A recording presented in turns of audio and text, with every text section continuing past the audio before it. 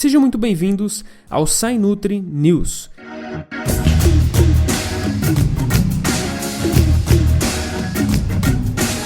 Nesse podcast, você vai ouvir sobre artigos científicos atuais que foram recém-publicados na literatura científica a respeito dos temas nutrição, qualidade de vida e saúde. Como é o nosso primeiro podcast, eu vou explicar para vocês como será o andamento do nosso programa de hoje. Selecionamos um artigo recém-lançado que achamos um artigo interessante, com um tema interessante, um tema polêmico, e vamos expor esse artigo para vocês. Vamos citar toda a introdução desse artigo, o background dele, os métodos, os resultados, a conclusão dos autores e, por fim, vamos dar as nossas considerações a respeito desse artigo. Pode ser que esse podcast seja um pouco longo, então se prepara, pegue um momento tranquilo para você poder ouvi-lo com muita calma, e ele também vai ser transformado em formato de vídeo e postado no YouTube para quem gosta de um conteúdo visual. Hoje vamos tratar de um artigo que foi publicado dia 6 de junho de 2019 pela revista Nutrients. O nome do artigo é Sintomas do Vício Alimentar e Resposta da Amígdala no Estado Alimentado em Jejum. Um tema muito polêmico, falar em vício alimentar e sintomas de vício em alimentos similares a de substâncias, por exemplo. Esse artigo foi publicado pela Kirley M. Percy e colaboradores. As instituições que participaram foram a Faculdade de Saúde e Medicina de Newcastle, da Universidade de Newcastle, Austrália, o Centro de Pesquisa em Nutrição e Atividade Física, também da mesma Universidade, Austrália, e o Departamento de Psiquiatria do Instituto de Pesquisa Biomédica do Bellvitge, Barcelona, na Espanha. Vamos então para o background do artigo. Vício em comida, vício alimentar.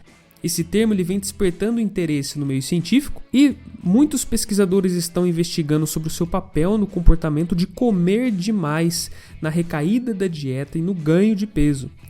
Técnicas de neuroimagem, como a ressonância magnética, vêm sendo utilizados para que se possa estudar sobre esse fenômeno. Sabemos que estímulos visuais, o consumo de alimentos com alta densidade energética, parece que ativa circuitos cerebrais que são relacionados com áreas de recompensa, em uma via muito similar à do uso de substâncias psicoativas. E apesar de algumas evidências científicas suportarem que o vício alimentar é um fenômeno pré-clínico, um fenômeno comportamental, alguns estudos também têm investigado sobre substratos neurais em humanos, quer dizer, mais o papel biologicista desse tema. Ou seja, como que um determinado alimento ou uma imagem de um alimento ou um macronutriente interage com o seu cérebro e conduz ao comportamento de comer mais. Muitos estudos eles estabelecem a obesidade como referencial do comportamento alimentar vicioso, em vez de usar uma ferramenta específica para o comportamento vicioso de se alimentar. E aqui os autores falam sobre a Yale Food Addiction Scale, a escala de vício alimentar proposta por Yale, a escala de Yale. E essa escala, por sinal, que vai ser utilizada nos métodos desse estudo. Então, aqui os autores, na própria introdução do trabalho deles, eles colocam um estudo que é utilizado a técnica de neuroimagem com a escala de Yale e encontrou-se a associação desses dois fatores, a ativação cerebral de áreas de recompensa do cérebro e o craving, que é um ataque de comer, você ter uma vontade muito forte de consumir determinado alimento, que foi visto na presença da sugestão de um alimento altamente energético, altamente calórico, que no caso foi o milkshake. Nesse estudo em específico citado por esses autores, eles perceberam que a amígdala, o córtex cingulado anterior, o córtex órbito-frontal medial e o córtex pré-frontal dorsolateral que foram mais ativados. Em outro estudo, os principais efeitos foram encontrados na ativação da amígdala, aqui especificamente no córtex órbito-frontal medial, no núcleo accumbente e no córtex frontal inferior em resposta à degustação de bebidas açucaradas. Não foram encontradas diferenças nesse estudo em homens e mulheres.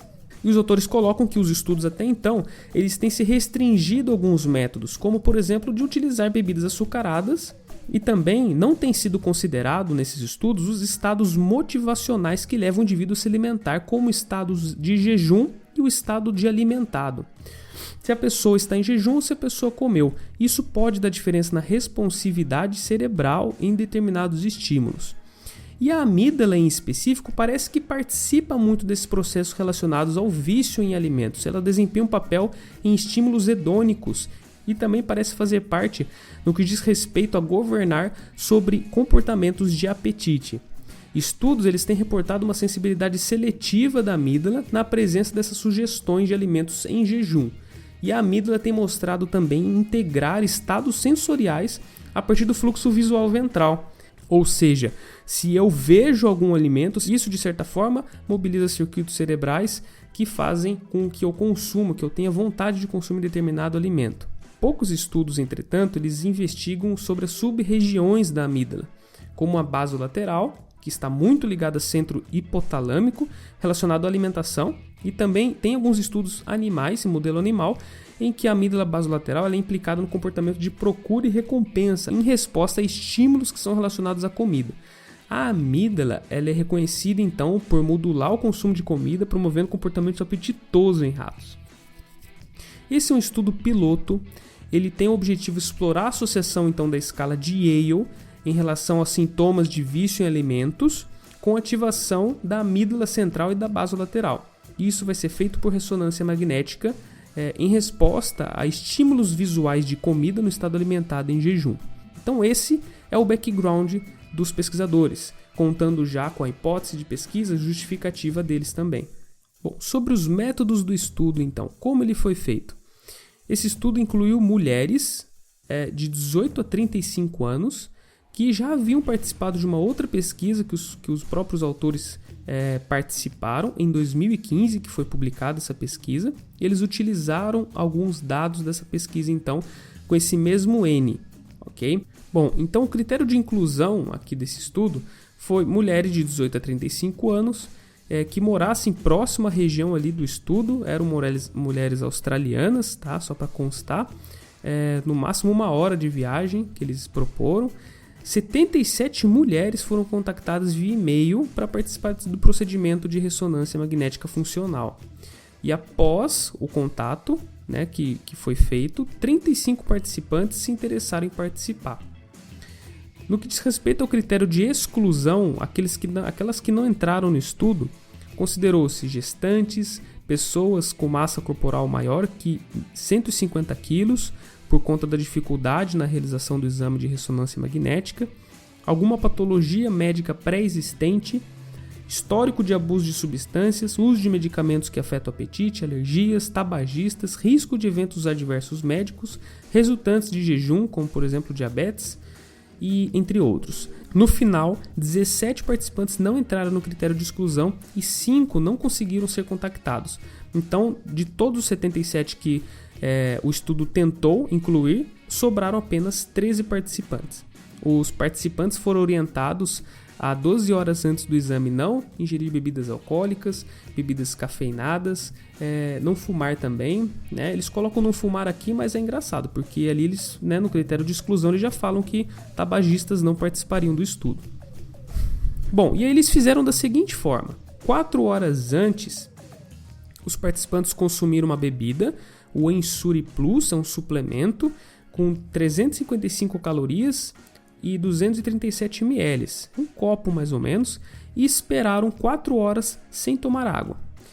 Nesse período, mensurou-se os dados antropométricos, os dados demográficos dos participantes.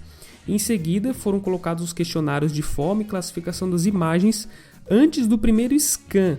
Tá? O scan seria então eles irem lá para a ressonância magnética e fazer o exame que vai identificar ali toda a atividade cerebral naquele momento. Bom, então após esse período foi feito o primeiro scan, de duração de 5 minutos, e ao mesmo tempo foi realizada também as tarefas de imagem de comida, tá? Que foi passada em slides, já vou explicar isso, foi 18 minutos.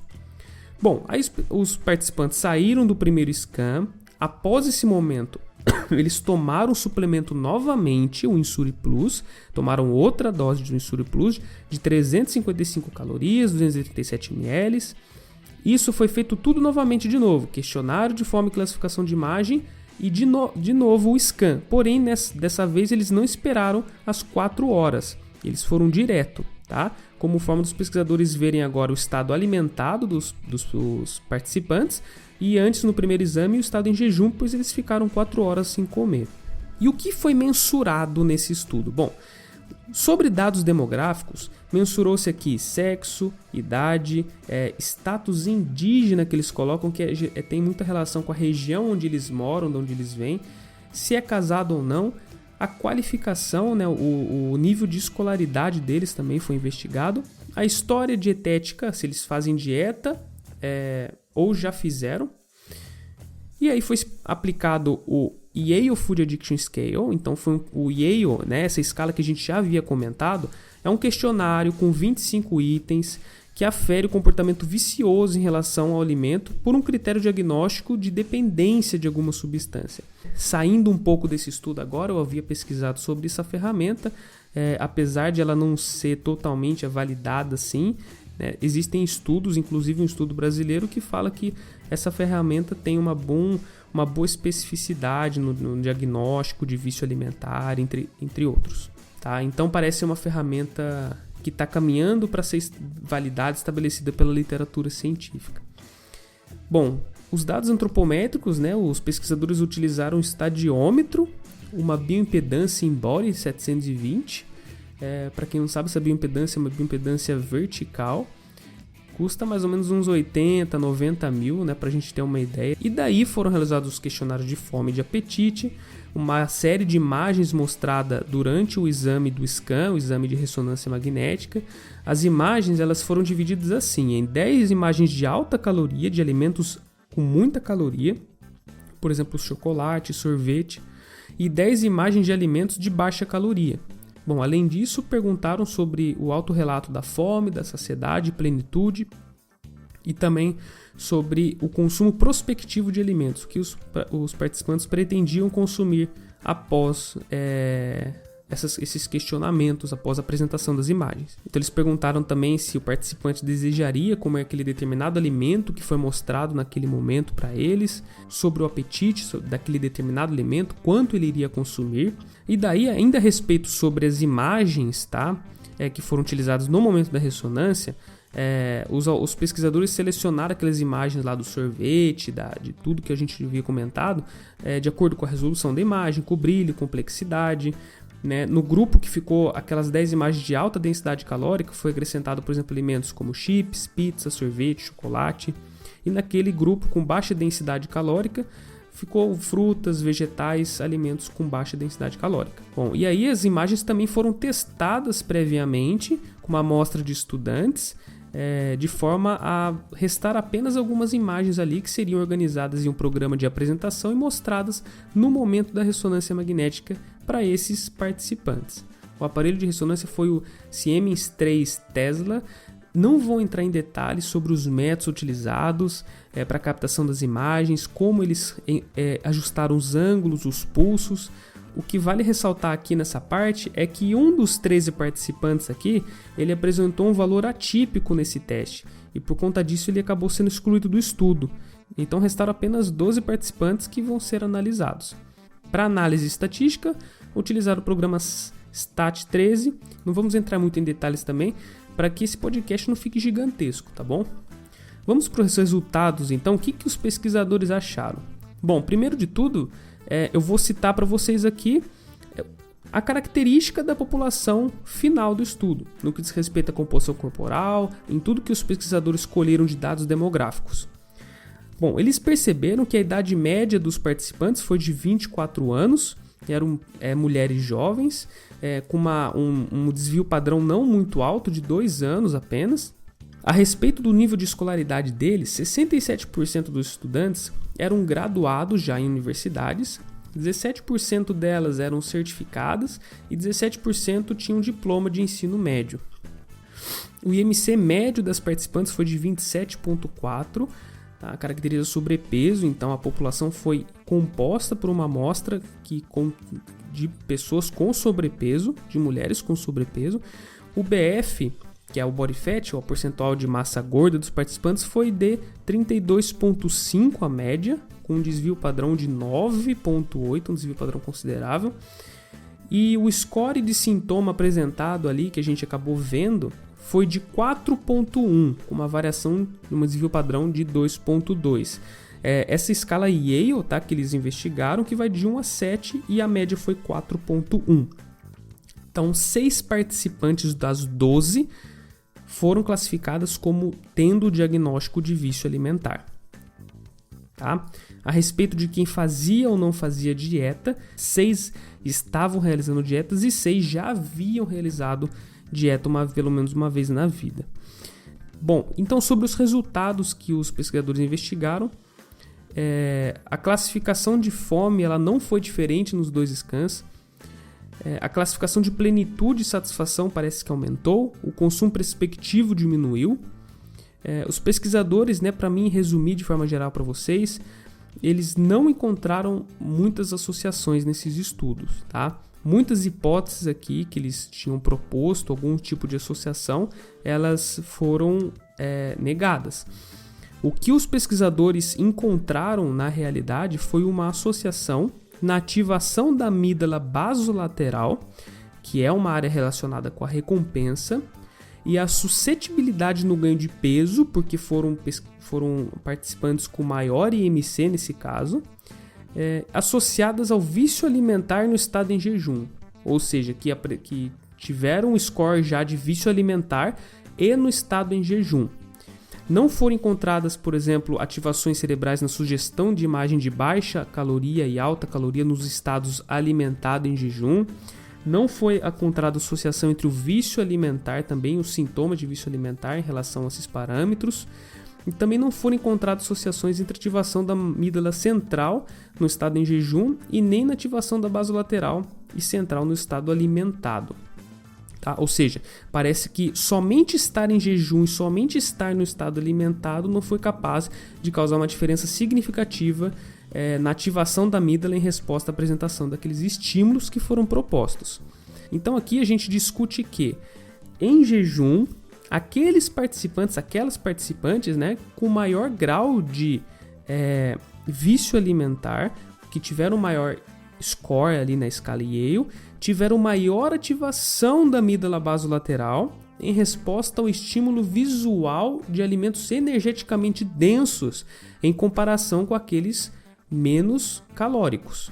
Uma possível explicação para isso, que os autores colocam aqui na discussão do trabalho, é que a amígdala, a basolateral, ela também aumenta a ativação do fluxo ventral relacionado com a visão. O fato das participantes visualizarem aqueles alimentos fez com que houvesse maior ativação da amígdala basolateral nesse tipo de população. Aqueles participantes com o vício alimentar, eles são mais suscetíveis, portanto, ao estímulo visual de elementos energeticamente densos, pobres em nutrientes, ricos em calorias, em comparação a indivíduos com abaixo vício alimentar. Então, o vício alimentar, portanto, ele tem um papel crucial no comportamento alimentar, nas recaídas da dieta, em fatores de longo prazo como reganho de peso. Isso já não foi encontrado no estado alimentado, somente no estado em jejum. Então aqui os pesquisadores até colocam a divergência com outro estudo que encontrou associação da ativação da amígdala basolateral no estado alimentado. Então, só que daí eles discutem. Também esse estudo teve uma metodologia diferente. Os participantes foram incluídos homens, por exemplo, no estudo. A técnica de fazer a sugestão de alimentos não foi somente visual, eles provaram, eles tiveram no paladar esses alimentos. E assim que os pesquisadores, então, concluíram o artigo deles. Bom, agora, saindo um pouco do que está escrito ali, dando as nossas considerações a respeito desse artigo em específico. Primeiro de tudo, não ficou muito claro ali no método que eles utilizaram como eles realizaram o exame de bioimpedância. Deu para ver que eles falaram que os participantes seguiram ali algumas orientações, e essas orientações a gente sabe que elas são necessárias para a realização do exame de bioimpedância para análise de composição de massa corporal. É bem necessário garantir com que se cumpra todas essas orientações para que não haja viés na hora de olhar os resultados ali da composição. E os pesquisadores descreveram a sequência do estudo como se eles tivessem tomado o suplemento e realizado o exame, sendo que o exame deveria ser realizado em jejum. Bom, isso não sabemos, não está muito claro isso, né? Mas se foi feito realmente dessa maneira, talvez tenha um viés ali na análise de composição corporal, de percentual de gordura desses indivíduos, visto que deveria ser um exame feito em jejum. Existe limitação nesse estudo, né, gente? Vocês já perceberam que a amostra foi bem pequena. Eles até a proposta inicial deles eram 77 pessoas, restou apenas 12. Então, a amostra é pequena, o instrumento utilizado ainda, né? A gente tem um questionamento muito grande na literatura científica atual a respeito de vício alimentar. E a gente tratar o vício alimentar da mesma forma que a gente trata a substância psicoativa. A gente sabe que, apesar das vias serem similares da substância psicoativa e dos alimentos, existe o comportamento alimentar por trás. Então, será que realmente uma substância, um macronutriente ali é capaz de alterar o funcionamento neuronal, funcionamento cerebral, de um circuito cerebral de uma maneira tão impactante como uma substância psicoativa, causando um vício? E aí eu deixo um questionamento para vocês também, né? A gente às vezes pode condenar falar desse terrorismo nutricional a respeito de determinados alimentos.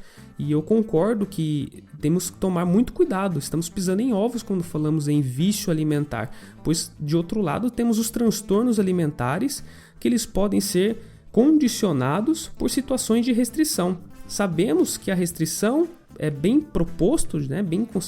Isso já vem da literatura científica, a restrição leva a uma compulsão e uma compulsão pode conduzir a um transtorno alimentar. Quando falamos, por exemplo, do binge eating ou do transtorno de compulsão alimentar, temos aí pessoas com episódios de uma alimentação exagerada, pelo menos uma vez por semana nos últimos 3 meses, que implica na sua qualidade de vida, implica no seu comportamento alimentar, relação íntima com os alimentos. Isso tem muito a ver com a restrição. Em outro ponto, né, a gente tem, por exemplo, uma escala específica em que ela avalia os sintomas, alguns sintomas específicos, como dor de cabeça e irritabilidade, quando se tira alimentos industrializados, quando se tira eles da dieta, alimentos ultraprocessados, alimentos altamente ricos em calorias e açúcar. E a gente vê que esses sintomas na retirada de determinados alimentos são muito semelhantes a sintomas de abstinência em alguns tipos de drogas psicoativas, como a cannabis e o tabaco. Então, realmente, ainda faltam estudos, né, que se determine até que ponto, por exemplo, podemos tratar vício alimentar. Sabemos que existem alguns sintomas no que diz respeito a alguns alimentos energeticamente densos, mas quando olhamos de outro lado, a gente também considera o comportamento que a pessoa tem em relação àquele alimento, a educação nutricional que ela teve, a própria influência da mídia sobre os pensamentos e as motivações que ela tem a respeito de consumir alguns alimentos que ela pode considerar ruins ou bons, esse pensamento dicotômico que a gente sabe que leva a uma restrição que pode conduzir à compulsão. E o que fica, então, take home message para vocês, leva essa mensagem para casa. Eu acho que o que a gente pode tirar de positivo desse artigo, a gente sabe que não podemos extrapolar a dados e nem ideias a partir de apenas um artigo. O que os pesquisadores acharam nesse, vamos deixar muito claro que pode ser casualidade, pode ser apenas algo que ocorre ali na análise estatística, que encontra uma associação, visto que foi encontrada uma associação e outras associações não foram encontradas. Temos um site Spears Correlation, por exemplo. Existem casualidades na ciência e por isso devemos tomar muito cuidado na interpretação e extrapolação de dados e ideias apenas de um artigo específico. Mas tirando isso de lado, vamos levar isso em consideração. Aqui nesse estudo, eles viram que para esses indivíduos que apresentaram alto vício alimentar, né, parece então associando a um alto descontrole no consumo de alguns alimentos específicos, uma possível estratégia seria evitar longos períodos de jejum, visto que está em jejum nesse artigo, que foi um componente que fez com que os participantes tivessem maior ativação em mecanismos ali de fome. A gente sabe que o jejum ele já vem sendo demonstrado como disparador de cravings por várias outras vias de nível hipotalâmico, quando falamos em alguns polimorfismos relacionados com ganho de peso, obesidade e fome, por exemplo, o MCH, o FTO, MC4R, a expressão de alguns genes ou polimorfismos relacionados a esses genes. Sabemos que em muitos artigos se discute o jejum como estímulo para a busca de alimentos e como isso altera em nível da amígdala, nível hipotalâmico, no núcleo accumbente, toda essa dinâmica, fazendo você preferir alimentos energeticamente densos nessa hora. Então aqui eles encontraram um dado muito interessante, que foi visto apenas em pacientes, em indivíduos, em mulheres, com já um diagnóstico de vício alimentar. Quer dizer, não é porque qualquer um, se fizer jejum, pode ter um ataque de comer, pode ter um craving, pode ter um episódio de compulsão alimentar ou algo parecido, ou uma vontade muito grande e da preferência de alimentos energeticamente densos. Não é isso. Mas que existem indivíduos que são mais predispostos a esse tipo de comportamento, tá? Vide até mesmo alguns estudos que falam que quando se oferta em alguns ratos uma dieta industrializada, quando eles voltam na ração deles, eles não conseguem ajustar novamente o seu consumo habitual de alimentos. Quer dizer, isso mexe um pouco com alguma coisa neles que a gente não consegue compreender totalmente, mas deve ter muita relação com a amígdala, com o hipotálamo, com vários núcleos, com o próprio comportamento alimentar, tá? E além disso, né, parece que, já que falamos sobre o estímulo visual nesse caso, que foi capaz de fazer tudo isso, foi capaz de alterar esse exame de ressonância magnética funcional, obviamente que visualizar determinado alimento induz a pessoa também a querer consumir esse alimento de alta caloria.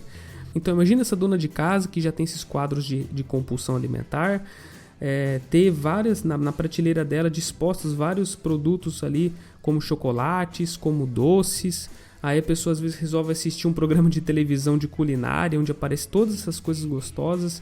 Isso tudo é estímulo visual e sabemos que isso acontece, não é mesmo? Né? Empiricamente a gente percebe isso nas nossas casas quando a gente começa a assistir um programa de TV ou começa a ter um estímulo visual, mesmo que na hora não tenhamos essa vontade de comer. Quando é apresentado, né, quando é ofertado esse tipo de alimento por meio sensorial, se sua mãe faz um bolo, por exemplo, você está sentindo o cheiro, ou se tem alguma coisa na sua frente que você está visualizando, sabemos que isso mexe com alguns circuitos que podem fazer você preferir, você fazer comer determinados alimentos. Então, para esse caso em específico de pessoas mais suscetíveis a essas alterações no comportamento alimentar por esses disparadores, sugere-se, né, que tenha pequenas porções de doces, que sejam muito criteriosas a selecionar as coisas no mercado ou que tenha em casa, para que não haja esse exagero ali no consumo de produtos industrializados, ricos em açúcares, ricos em calorias, como os autores colocam aqui nesse artigo.